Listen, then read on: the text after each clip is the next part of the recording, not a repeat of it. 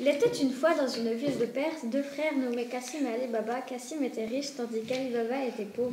Pour gagner sa vie, Ali Baba allait couper du bois dans la forêt voisine et le ramena à la ville pour le vendre chargé sur 3 ânes qui faisaient toute sa fortune. Un jour, Ali Baba finissait de couper du bois lorsqu'il vit des cavaliers s'approcher dans sa direction.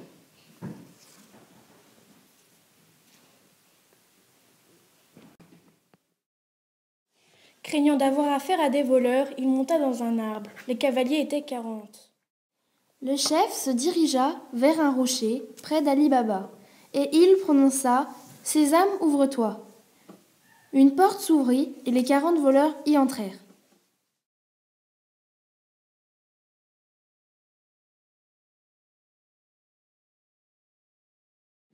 Après un moment, la porte se réouvrit pour les 40 voleurs. Tous repartirent, le chef prononça « Sésame, referme-toi » et la porte se ferma. Ali Baba quitta sa cachette et découvrit une porte. Il dit « Sésame, ouvre-toi ». Ça s'ouvrit et Ali Baba découvrit un grand trésor. Il prit de l'or et sortit en disant la formule magique et rentra chez lui avec l'or. Ali Baba ramena les sacs d'or chez lui et les montra à sa femme, qui celle-ci alla chez Cassim pour lui prêter une mesure. La femme de Cassim enduisit la mesure de suif. La femme d'Ali Baba ramena quelques minutes après la mesure. Elle découvra, en la retrouvant, une pièce d'or. Alors Cassim alla parler à son frère. Donc Ali Baba lui raconta tout.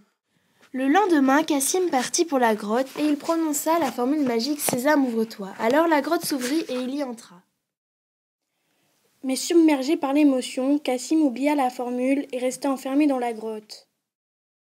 Les 40 voleurs arrivèrent, ils prononcèrent la formule « Sésame, ouvre-toi ». Elle s'ouvrit et ils trouvèrent Cassim, ils le coupèrent en 4.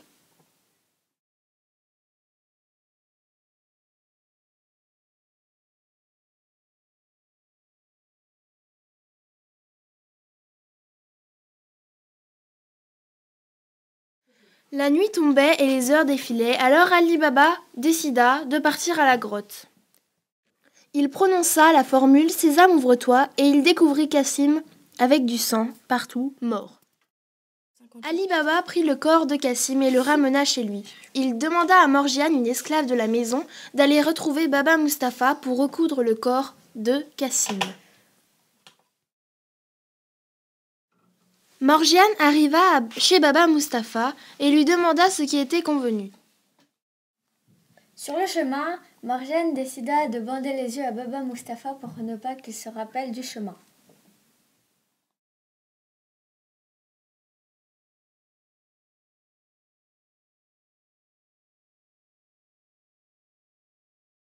Après avoir recousu le corps de Cassim, ils l'enterrèrent dans le jardin.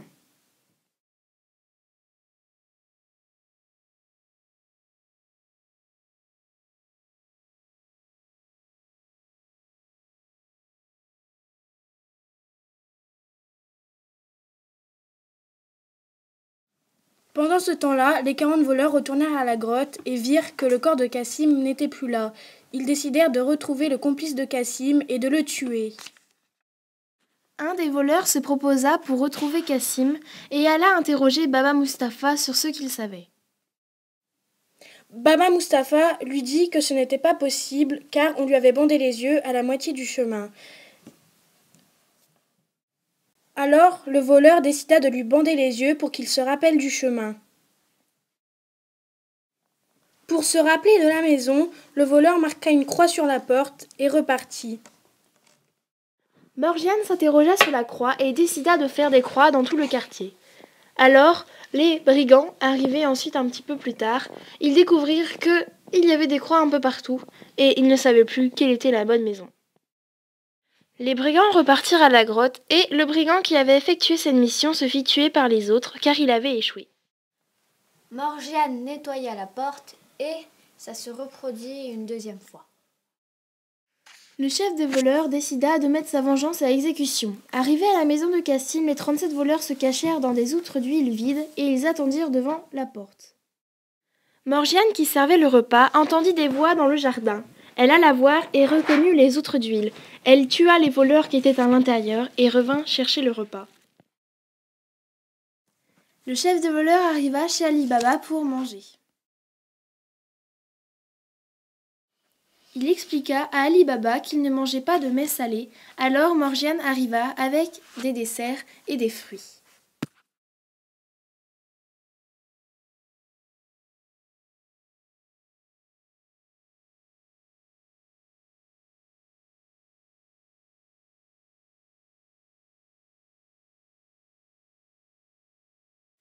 Après avoir servi le repas, les deux hommes s'installèrent.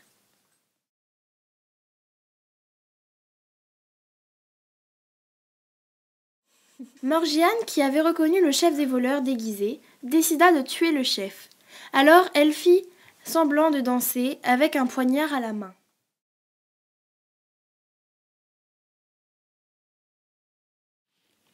Elle enfonça tellement profondément le poignard dans son cœur que la mort fut instantanée.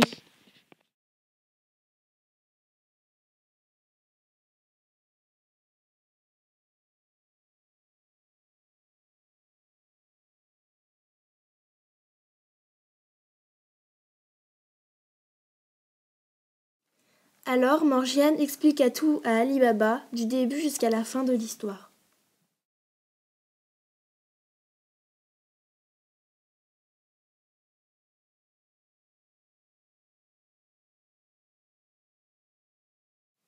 Pour remercier Morgiane de lui avoir sauvé la vie, Ali Baba décida de lui enlever son esclavage et de la marier avec son fils.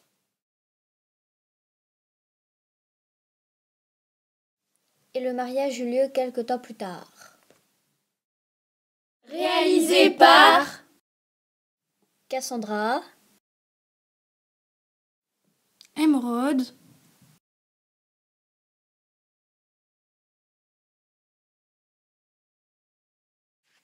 Tiphaine,